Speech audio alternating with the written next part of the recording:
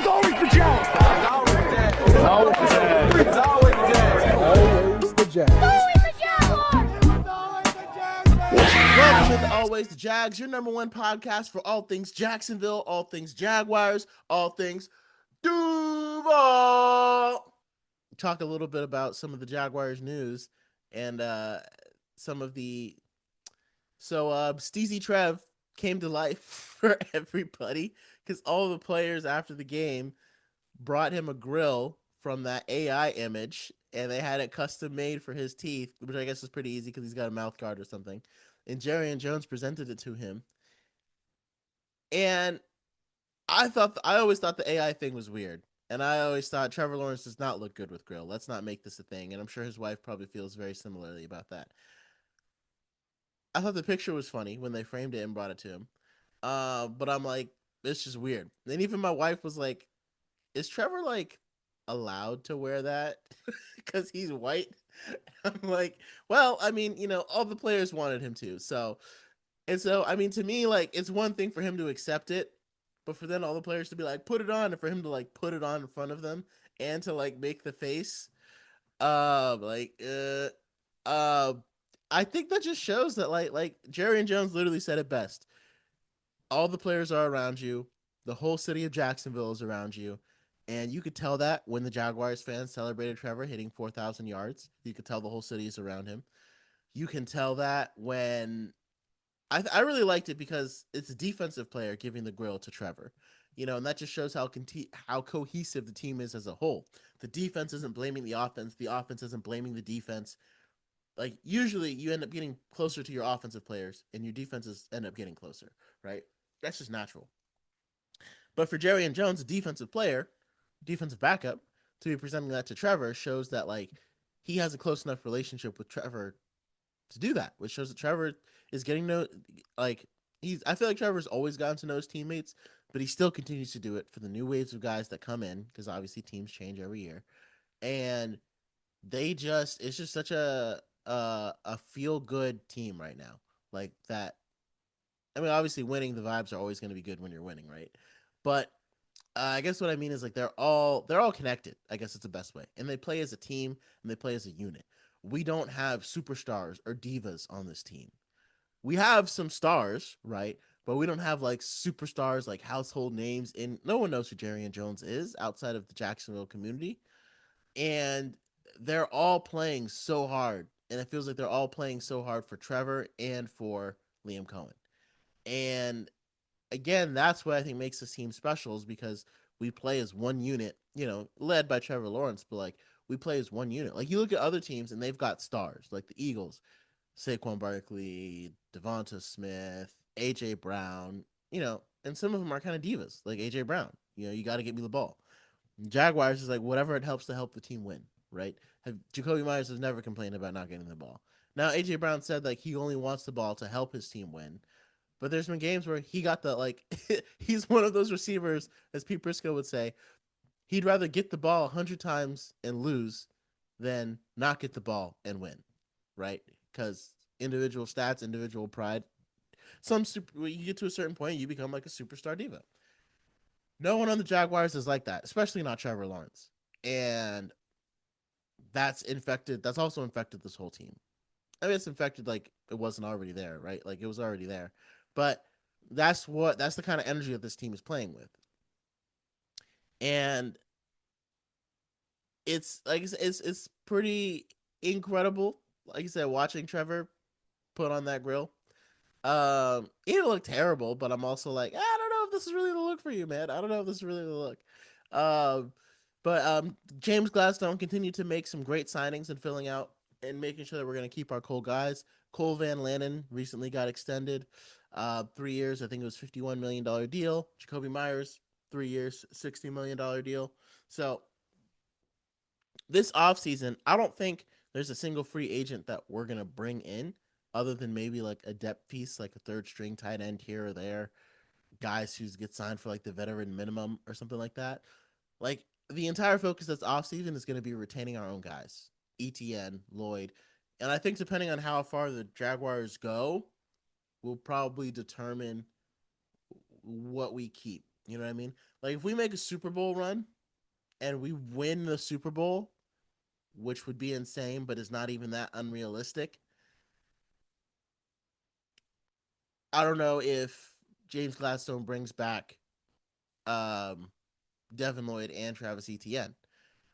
I think he'll probably look to reload and continue building for the future. But I think if we get close, like AFC Championship, or if we get to the Super Bowl for the first time and lose, we'll be looking to run it back, and he'll be looking to manipulate the cap to keep Devin Lloyd and Travis Etienne in order to run it back because those are key pieces on this run. Um, and the crazy part is now we have, like, we were at a point in the season where we had like 3 wide receivers that we could have played. Like, we had a dearth of wide receivers at some point. And now, once Travis Hunter gets back, we're gonna have the deepest and strongest group in the league, all just from trading from Jacoby, all from trading for Jacoby Myers and the emergence of Parker Washington. It's crazy. It's crazy how many things can change. Liam Cohen like said it in the presser or the locker room. Every Jaguars player caught a touchdown. Every Jaguars skill position player caught a pass. Trevor's dealing it to whoever's there, the open man. There is one drive that was literally all Brenton Strange. It was like Strange, Myers, touchdown Strange. it was it was awesome. You know, it was like Doctor Strange. I want to be like, Stranger Things, go crazy. You know, and it's like, and that's the problem with our offense because we can have one drive where it's all Brenton Strange all the way down the field, and then have another drive where it's all Jacoby Myers, or have Travis Etienne. Like, which weapon do you cover? You know, for the Chiefs for a long time, it was Travis Kelsey, and he was just unstoppable, right? Like you just couldn't stop him. Like, there's no way he was not going to get his. You know, back during his prime, and we experienced that whenever we played them, and it was like, yeah, there's only one weapon here. I mean, they had Tyreek Hill too, and so that like Tyreek Hill or Travis Kelsey, and it was like, yeah, they've got pretty much a one weapon here, but you just can't stop him, so it doesn't really matter. So for us, if we've got, so for us, you know, we don't have that unstoppable, can't be covered kind of guy, but we've got so many guys that you can't leave any of our guys one on one. Like your best cover guy, matchup guy, you can't just match up one on one with our skill position players because you'll probably get beat. Like Travis Etienne beat that guy in the open field versus the Colts game. You know, that's like an expectation that like Liam Cohen has of his skill position players. So, and obviously he's made a huge difference, and that's the kind of the glue that's keeping the team together. Um, and again, hopefully we get ETN and Devin Lloyd to run it back. I would love that. I think that every time I think that like we could replace ETN, he does something crazy. And this year, if you want me to say why we need to keep ETN, I need you to go watch the 49ers game. And I need you to watch a move that ETN puts on a DB that's coming towards him. ETN's running straight line this way. A DB is coming here. ETN makes it look like he's breaking this way. And literally 5 yards before it happens, he stops and starts going this way. And this guy cannot change his momentum, and he just passes him. And the way that ETN sold it so hard and then changed direction, he's never done that before. And that's what led to the touchdown, which led to the win, which led to us getting 13-4 in the number 3 seed. Stuff like that is like, I don't know if like Bashal Tutin is explosive, but I don't know if Bashal Tutin can do that just yet. I'm not ready to let that walk out the building. That was too good. That's a move, like that kind of move, that kind of ability is not just guys blowing open holes in the run game. That's ETN's individual ability making guys miss. And I think Tutin has, you know, some similar ability to that too. But again, absent a Super Bowl run, I wouldn't be ready to let go of that. And I think Trevor wants to keep ETN too. My prediction is we re-sign ETN and hit Devin Lloyd with the franchise tag. That would be my prediction. Or, I mean, I guess it could be reversed. We hit ETN with the franchise tag and we re-sign Devin Lloyd. But man, we need both those guys to come back so badly. So let's move on to how we're going to defeat the Buffalo Bills, because I'll say it right here. We are going to win on Sunday. Now, the first thing is the disrespect vibes continue to grow. Like, we already talked about Cam Little now having kicked 3 longest field goals ever been made on an NFL field. yet he's not a Pro Bowler. Trevor Lawrence's stats were better than Herbert before this incredible run that Trevor Lawrence just went on. Not a Pro Bowler. Liam Cohen's probably going to get snubbed for Coach of the Year.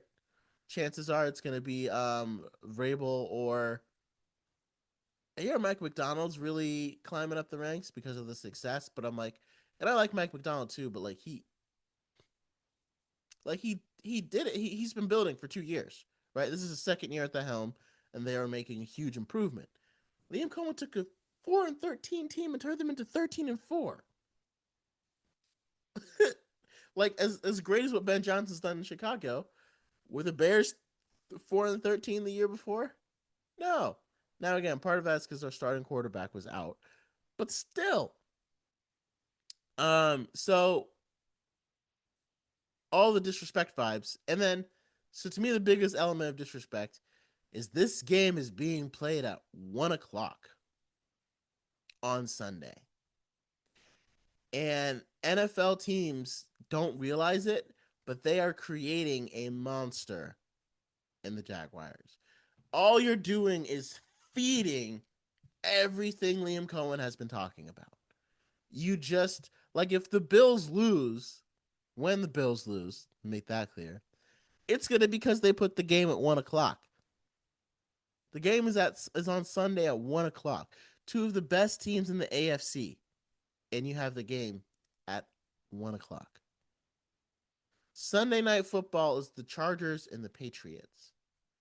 You'd rather see Drake May and Justin Herbert go at it than Josh Allen and Trevor Lawrence on primetime. Now, again, people will argue, okay, those are bigger markets. You know, it's LA. It's a big market, obviously. Patriots, storied franchise, big market. Yeah, okay. Okay, I hear you. Yeah, Boston, sure, long time. Get it. Yeah. That's exactly what Liam Cohen was saying when they went to Mile High and beat the Broncos.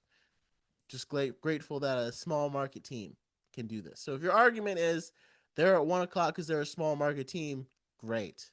Unfortunately, we're going to take that out on the Bills when they come to Duval. Monday Night Football, the Texans and the Steelers.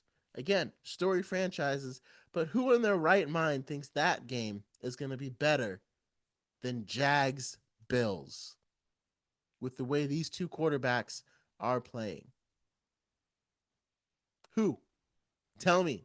Comment down below and let me know, because nobody thinks that. I guarantee you, nobody thinks that. Even Saturday night wouldn't have been as like grotesque. Like, I mean, Rams Panthers got played at 4:30. 4:30 is a little bit more of a primetime slot, and I'm surprised they had Eagles 49ers there because those are obviously two very storied franchises. But obviously it was a tough choice, right, between them. But I think I look at the Sunday Night Football and I look at the Monday Night Football slots and I go like if Eagles 49ers had been there, maybe I see it. Or if the other NFC matchup, Bears Packers, maybe I could have seen it, right? But if you're going to say that this game isn't as good as, because they put them in the slots based upon how good they think the games are going to be, and how good are the games going to be is depending on the teams playing. If you're telling me that the Steelers Texans game is going to be better than Jags Bills, yeah. It's also based upon ratings and how many ratings they could bring in. Houston is a massive market; it's a big city, but hey, Jacksonville's also a big city, and that's why I kind of don't understand like the small market thing. Jacksonville's the 15th biggest city in the United States by a landmass, and I'm pretty sure by population is pretty high up there too. We're approaching 1 million. I think Houston has over 1 million, but like we are approaching 1 million. So like, I don't know. Thank you so much for watching Always the Jags. Make sure you like and subscribe down below. Check out some of these other videos that I'm sure you'll be interested in as we chase Duval greatness. Thank you for joining us again, and until next time.